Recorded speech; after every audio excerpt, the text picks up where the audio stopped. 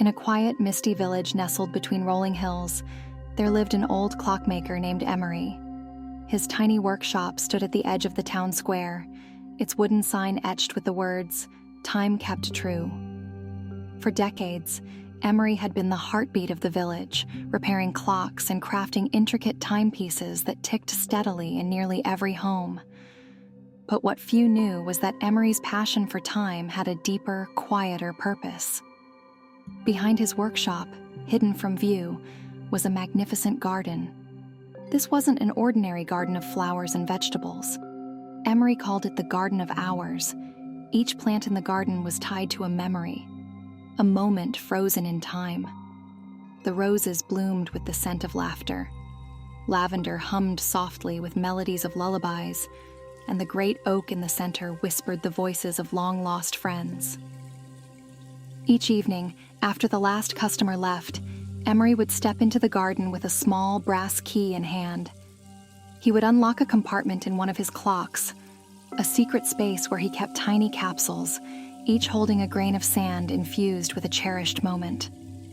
Placing the sand beneath a plant, he would tend to it lovingly, watching it grow and flourish.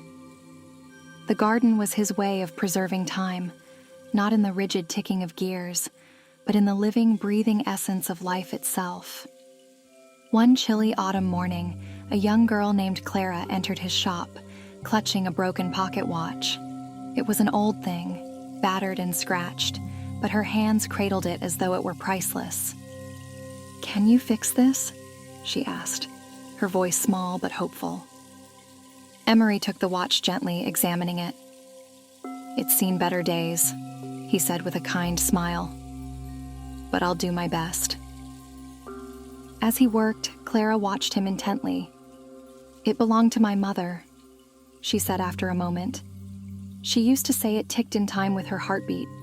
She passed away last year, and now it's silent." Emory paused, his hands stilling over the delicate gears. He looked at the girl, her eyes filled with a sadness too heavy for someone so young. "I'll see what I can do," he promised. For days, Emory worked on the watch. But no matter how much he polished or replaced, the timepiece refused to tick.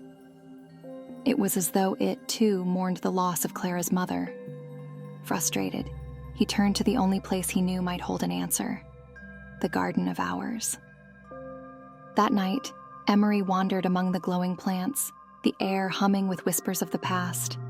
At last, he stopped at a small patch of violets, their petals shimmering faintly in the moonlight. These flowers held memories of his own mother, her laugh, her voice as she read him stories, the warmth of her hand in his. Carefully, he gathered a single petal and placed it in the pocket watch. The next morning, Clara returned. Emory handed her the watch, his heart heavy with uncertainty. "I couldn't fix it in the usual way," he admitted, "but I've added something special.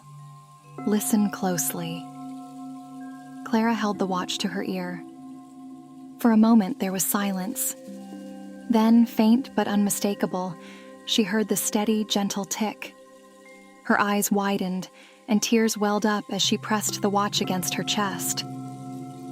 "It's like I can feel her again," she whispered. "Thank you." Emory smiled, his own eyes glistening. "Memories are never truly gone, Clara. Sometimes they just need a little help finding their way back."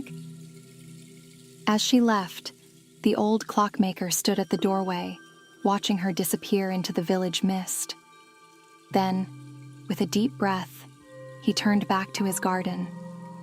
There was still much work to be done, many more hours to nurture and preserve. And so, the Garden of Hours continued to grow, a quiet sanctuary of time and memory, tended by the hands of a man who understood that time was more than seconds and minutes. It was the soul of every moment we hold dear.